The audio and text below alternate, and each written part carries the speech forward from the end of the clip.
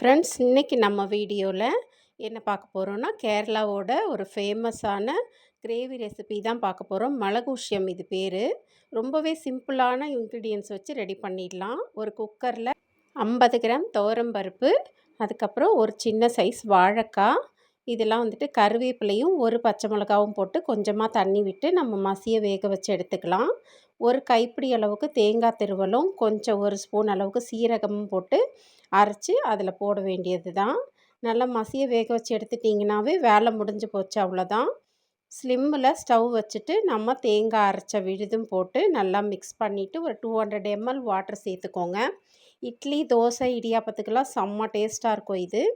Salt ஒரு teaspoon, அதுக்கப்புறம் pepper ஒரு 1/2 டீஸ்பூன் போட்டிருக்கேன். இதில் நமக்கு வெங்காயம், தக்காளி, இஞ்சி, பூண்டு இந்த மாதிரி எந்த இன்க்ரீடியன்ட்ஸுமே வேண்டாம்.